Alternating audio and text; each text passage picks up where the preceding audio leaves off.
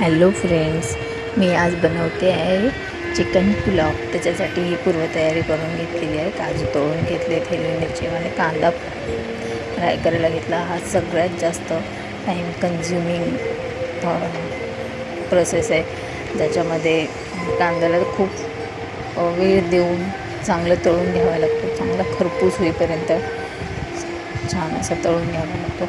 फक्त ह्यामधली पूर्ण चिकन पुलावमधली म्हणा किंवा चिकन बिर्याणीमधली म्हणा, सगळ्यात जास्त वेळ खाणारी प्रोसेस जर म्हटलं तर फक्त तीच आहे, जी हे कांदा तळणं. असं छान सुंदर असा मी गोल्डन कलर येईपर्यंत असं छान पिंकिश झाला होता कांदा. तळून घेतला आहे मी छान ब्राऊन होईपर्यंत. त्यानंतर हे खडे मसाले घेतले होते. खडे मसाल्यामध्ये ही जाडी विलायची, छोटी विलायची, जिरे, दालचिनी वगैरे अशा सगळ्या छोट्या छोट्या गोष्टी घेतल्या होत्या. बघा, कांदा तळल्यानंतर मी थोडासा कांदा त्यातच ठेवला तेलामध्ये आणि बाकी काढून घेतला. त्यात मिरच्या ज्या आहेत, ज्या एका मिरचीचे 2 भाग करून कापून घेतले होते, मध्यभागी चिरून केले आणि ती चांगली तळून घेतली. ती पण मी 4 मिरच्या त्यात ठेवल्या आणि बाकीच्या काढून घेतल्या. त्यानंतर कढीपत्ता टाकला.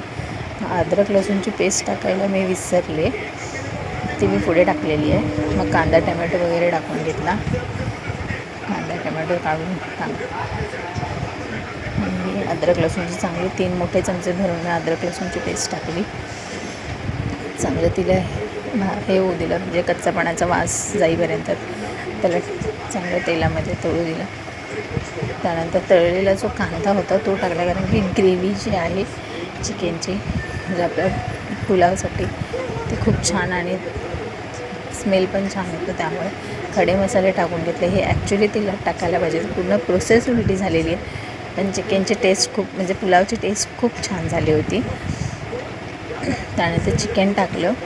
कॅमेरा धरायला कोणी नसल्यामुळे हे सगळं मी एकटीच करत होते आणि इट्स व्हेरी ही माझी पहिली वेळ आहे. त्यानंतर मग मी तांदूळ जे होते ते धुवून भिजत घातलेले होते, ते पण मी शूट करायला विसरले आणि ते तांदूळ मी टाकलेले, म्हणजे लेअर केलं थोडंसं आणि पाणी गरम करायला ठेवलं होतं. त्यानंतर मी त्यामध्ये गरम पाणी ओतलं आणि फोन फार गरम झाला होता, त्यामुळे फोन साईडला ठेवला आणि उकळी आल्याचं नंतर मी ह्याच्यावरती थोडंसं पाणी जसं आटत आलं, त्यावरती जे फ्राय केलेले कांदा आणि मिरच्या ज्या पण बाजूला काढल्या होत्या त्या, थोडासा पुदिना वगैरे हे मी तेलात थोडं टाकलं होतं, पण वरती टाकण्यासाठी थोडंसं ठेवलं होतं अशा पद्धतीने. मग त्याच्यावरती झाकण ठेवून मी कढीपत्ता ठेवला होता, तो पण मी फोटो घ्यायला विसरले.